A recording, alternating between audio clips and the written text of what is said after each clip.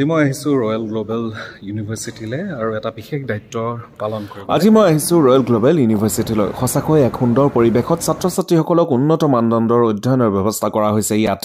এয়া দেখিছে কি এক সুন্দৰ পৰিৱেশৰ মাজত ৰয়েল গ্লোবেল ইউনিভাৰ্চিটিৰ ছাত্ৰ-ছাত্ৰীসকলে অধ্যয়ন কৰে।